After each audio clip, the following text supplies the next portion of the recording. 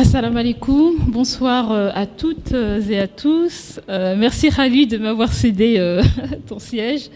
C'est très gentil. Merci également à l'ensemble des intervenants, non seulement les panélistes, mais également le public qui est resté et qui a participé aux différents échanges.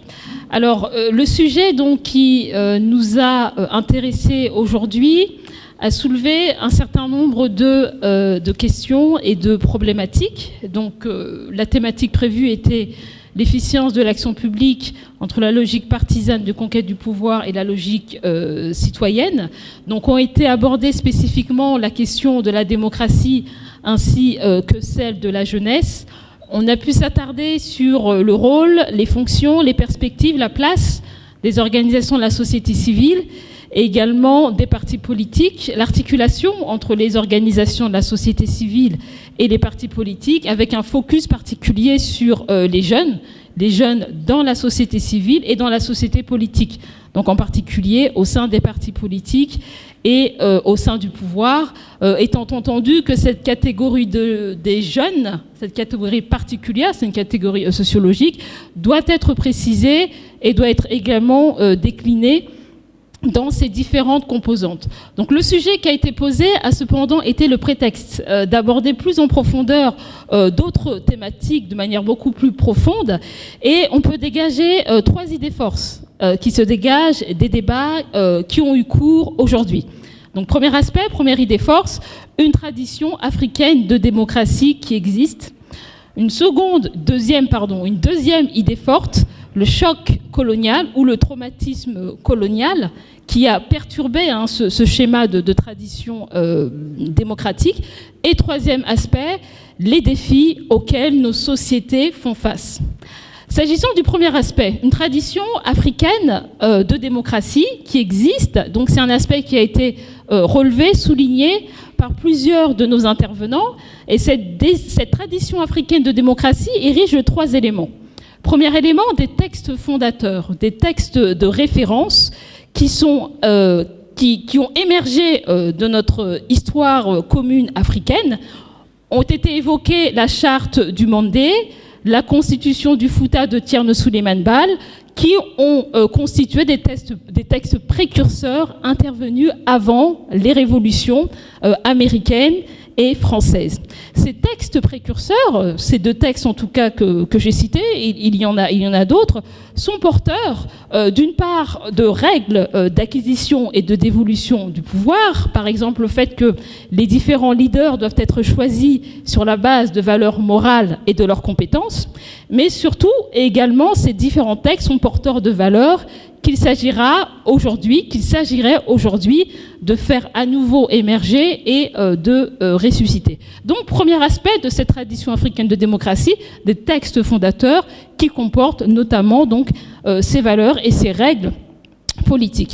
Second aspect de cette tradition, des institutions propres africaines, des institutions chargées de la gestion de la chose politique et des institutions qui comportent en leur sein des mécanismes de gestion des conflits pouvant apparaître au sein de la société ou au sein du champ politique. Donc, Cheikh Anta Diop a été cité, et donc on sait notamment qu'il avait fait référence au bicaméralisme qui existait et qui permettait l'existence de deux chambres au sein de l'Assemblée parlementaire, avec une chambre des hommes et une chambre des femmes, comme historiquement, donc cela a été, comme historiquement l'Afrique a connu. Donc une tradition donc faite de textes fondateurs, faite d'institutions propres, endogènes, et également une société qui est porteuse de valeurs. Une société porteuse de valeurs, donc tout d'abord une société qui est porteuse de sens ancré dans un legs historique marqué par une véritable culture démocratique. Également une société porteuse de vertus. Donc ici, deux types de vertus peuvent être déclinées. Tout d'abord, une politique du consensus. Cela signifie que le consensus, donc forgé au sein de la société et autour de l'arbre à palabres, permet donc d'obtenir des solutions qui pourront convenir à tout le monde. Donc une politique du consensus. Et second aspect, une politique donc des valeurs. Donc des valeurs qui sont portées, des valeurs morales ou éthiques, des valeurs d'intégrité, des valeurs d'inclusion, des valeurs d'humanité. Donc c'était le premier aspect, donc une société africaine, une tradition africaine véritablement porteuse de culture démocratique. Seconde idée de force que je souhaitais évoquer, c'est le choc ou le traumatisme colonial. Donc l'Afrique a connu cette invasion, j'allais dire ce viol, géographique, linguistique, culturel, juridique, institutionnel, épistémologique. Et aujourd'hui, on constate donc une perpétuation donc, du mimétisme qui a eu cours depuis donc, les indépendances dans l'ensemble des différents champs que je viens de citer. Aujourd'hui, lorsqu'on fait un état des lieux, on peut constater donc, que ce choc colonial revêt deux natures. Tout d'abord, un choc conceptuel et d'autre part, un choc du réel. En ce qui concerne le choc conceptuel, donc un certain nombre de concepts ont été importés, introduits dans nos sociétés et dans nos structures politiques. On peut citer l'État moderne, qui a été découpé en Afrique à coups de règles et d'angles droits, afin de répondre donc aux différents aspirations, j'allais dire presque perverses, ou en tout cas arbitraires, des puissances coloniales, donc la notion d'État moderne, la notion de peuple, la notion de nation, qui conviendrait également de revisiter, les politiques publiques, la notion de bonne gouvernance également, dont il s'agira d'interroger les origines, la notion de souveraineté et surtout la notion sur laquelle nous sommes largement attardés aujourd'hui, celle de démocratie. Donc ce concept de démocratie apparaît problématique à plusieurs égards.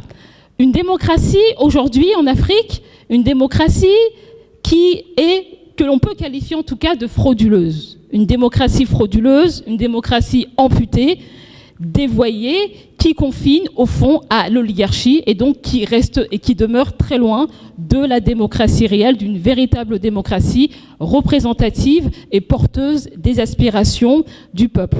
Donc une démocratie donc qui est synonyme d'oligarchie, donc menée par des élites souvent corrompues, prédatrices et également complices des colons donc d'aujourd'hui. Donc une démocratie frauduleuse, une démocratie importée, mimétique, sans réelle adéquation avec nos réalités, et en plus une démocratie qui est également porteuse d'une certaine idéologie, une idéologie libérale. Une démocratie électoraliste, donc nécessairement élitiste, et donc nécessairement qui crée un dévoiement de la véritable volonté populaire. Donc parler de démocratie électoraliste demeure un oxymore, une contradiction intrinsèque. Au sein de cette démocratie électoraliste a été mis en place donc un certain nombre de modes de scrutin, notamment le scrutin majoritaire, qui polarise les différentes expressions de volonté du peuple et également qui biaise cette volonté. Donc un mode de scrutin donc spécifiquement choisi afin donc d'aboutir à certaines fins, au fond finalement celle d'écarter le peuple et de maintenir ces différents schémas élitistes. Enfin, une démocratie partielle parce que c'est une démocratie qui exclut les femmes, qui exclut les jeunes, qui exclut les pauvres, donc à l'époque où il existait une démocratie fondée sur le sens, c'est-à-dire sur le montant de l'impôt versé par les citoyens. Donc, un choc conceptuel, un choc des concepts auquel se confronte aujourd'hui le choc du réel, c'est-à-dire la réalité telle qu'on la vit aujourd'hui et qui est également, avec les difficultés qui existent, le reflet de ce choc, de ce décalage conceptuel. Donc, ce choc du réel, donc, qui constitue une manifestation, une conséquence de ce décalage conceptuel, présente différents aspects. Tout d'abord, le réel. Par quoi est-il caractérisé? Tout d'abord par une exclusion. Donc, dans le prolongement de ce que je viens de dire, l'exclusion de plusieurs catégories de la population. L'exclusion des jeunes, notamment de l'exercice du pouvoir, qui entraîne une émigration massive, périlleuse, dangereuse, et donc on connaît donc la situation qui existe aujourd'hui donc par rapport à l'immigration dite irrégulière. Donc l'exclusion des jeunes, l'exclusion également des femmes. Donc il a été évoqué tout à l'heure le fait que pour l'élection à venir, donc il y a seulement 8 femmes sur environ, peut-être un peu plus à l'heure actuelle, 266 candidats. Donc exclusion de plusieurs catégories de la population. J'allais également ajouter les pauvres, qui demeurent à la marge et qui n'ont pas forcément les moyens de s'investir dans la chose politique ou dans la chose citoyenne. Donc, exclusion de plusieurs catégories de la population. Également, le réel est caractérisé par la violence qui gangrène la société, une violence qui a été exacerbée donc, ces dernières années autour des questions politiques et dans la sphère, à l'intérieur de la sphère politique elle-même. Et l'on constate donc malheureusement donc, le maintien de ces violences au-delà même de la chose politique. Autre élément problématique de la réalité, la répudiation des valeurs, avec la violation, notamment par les politiques, de la parole donnée, et également les atteintes donc, au principe de transparence et de sincérité des élections et des scrutins. Donc là, je fais plus précisément référence à nos dirigeants politiques qui ont eu des comportements ou des propos révélateurs donc d'une atteinte à ces valeurs que je viens d'évoquer.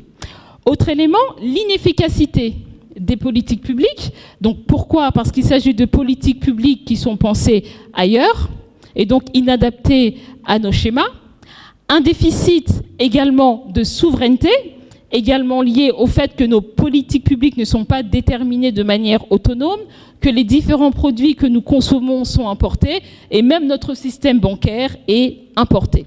Donc, pour résumer, la greffe du mimétisme n'a pas pris et on peut se demander si, au fond, ce n'est pas une mauvaise chose dans la mesure où cela nous oblige à nous tourner et à nous pencher sur des solutions véritablement endogènes. Malgré ce schéma, ce tableau assez sombre qui a été dressé, on peut tout de même dire qu'on pourrait faire preuve d'indulgence à l'égard des Africains, même face aux situations problématiques comme les coups d'État, qui sont, il a été dit, un héritage occidental, dans la mesure où l'Afrique demeure malgré tout résiliente face aux chocs et aux agressions donc, auxquelles elle fait face. On l'a vu avec le Covid. Donc, l'afro-optimisme et l'espoir peuvent malgré tout être permis. Donc, troisième et dernier aspect que je souhaitais évoquer, les défis auxquels nos sociétés sont confrontées. Nos sociétés, donc, sont confrontées à différents défis.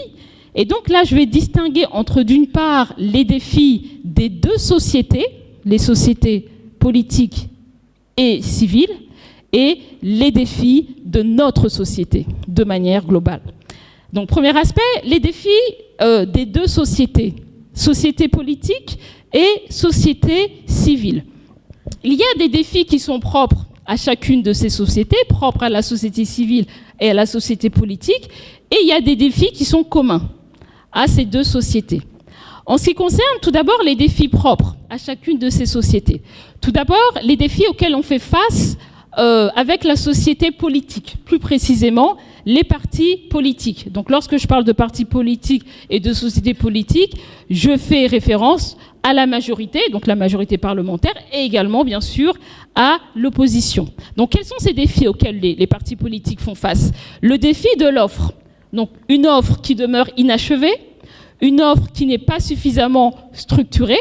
On le voit avec l'inflation donc, du nombre des partis politiques, je crois au Sénégal a dépassé le nombre de 300 partis.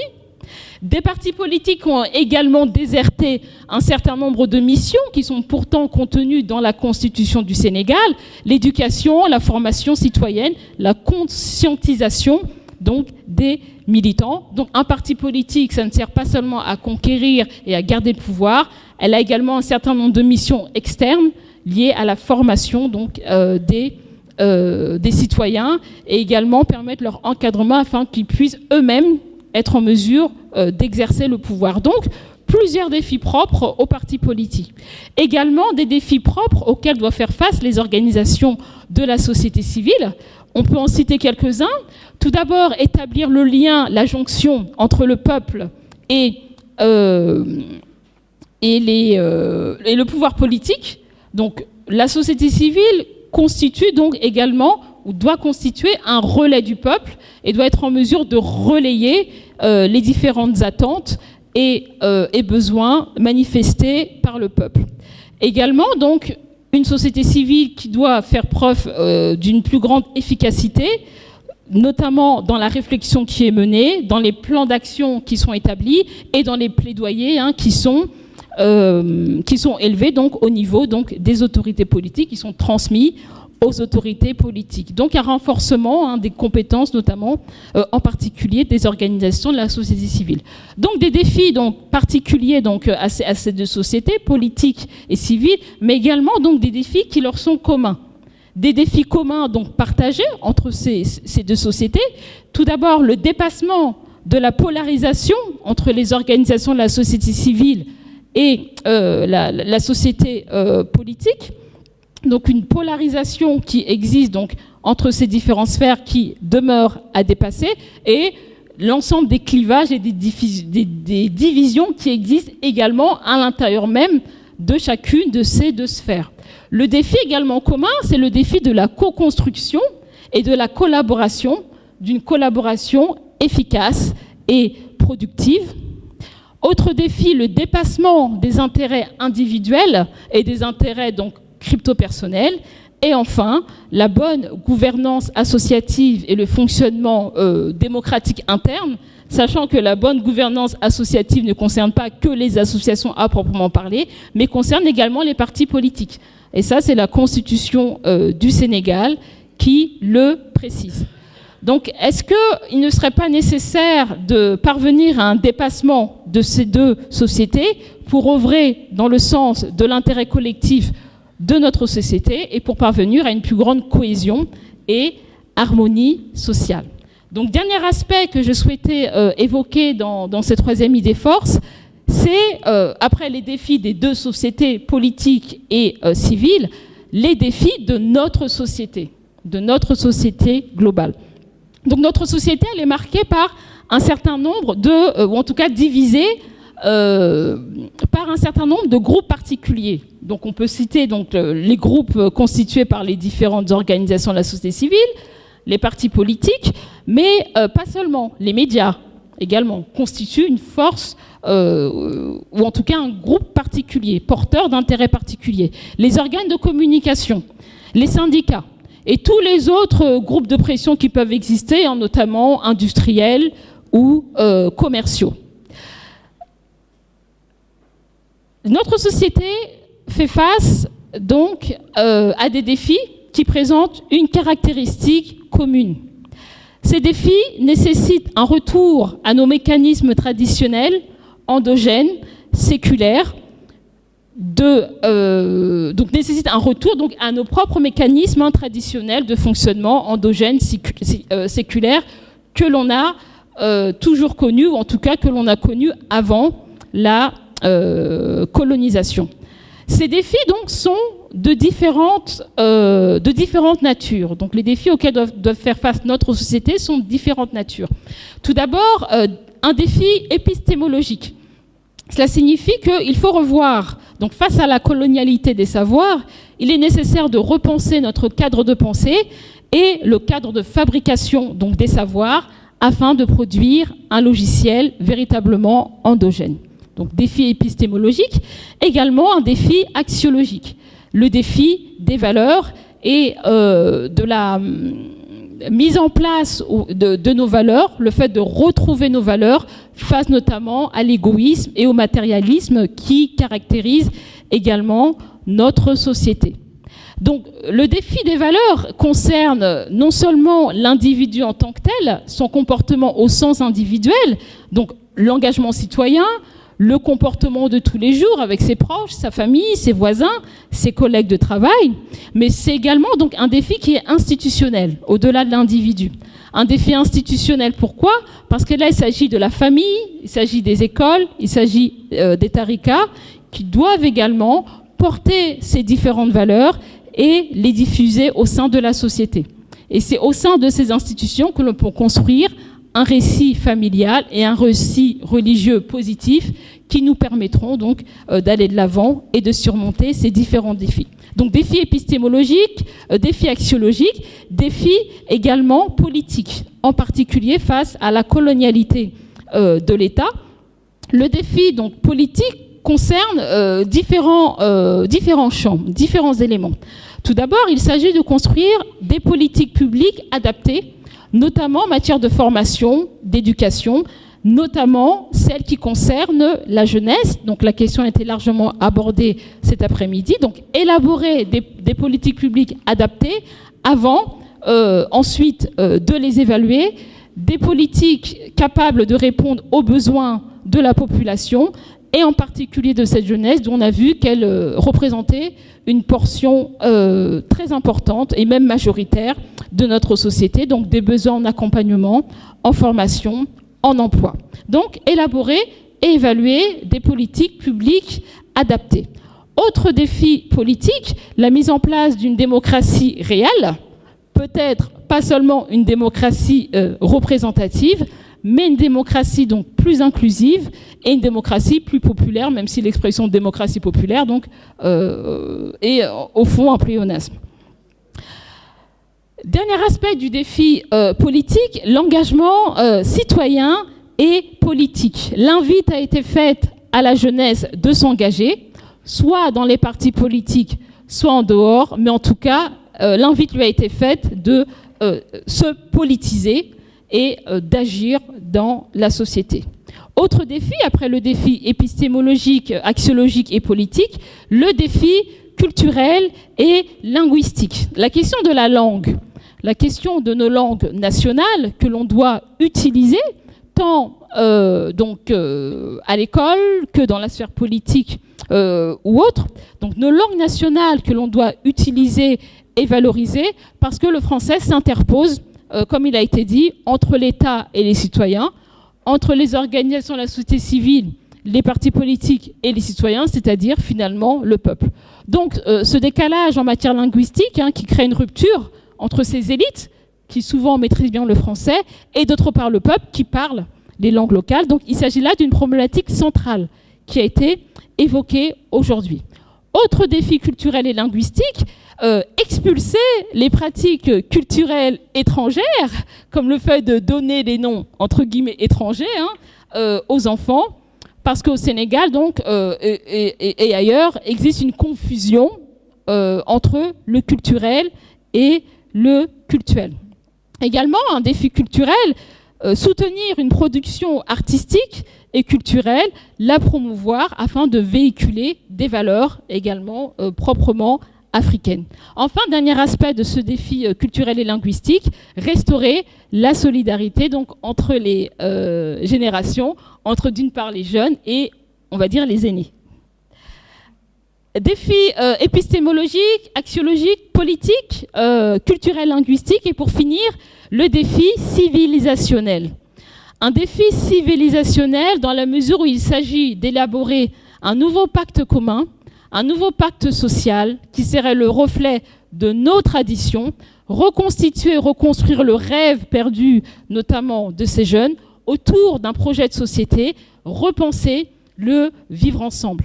Il s'agit également, et ces mots vont me servir de conclusion, de construire un nouveau narratif ou l'adapter, ou choisir le narratif qui sera le plus porteur du rêve de nos concitoyens, notamment de nos jeunes, reconstruire un récit national qui sera capable de nous porter collectivement et de fédérer les énergies autour d'un destin commun. Je vous remercie pour votre attention.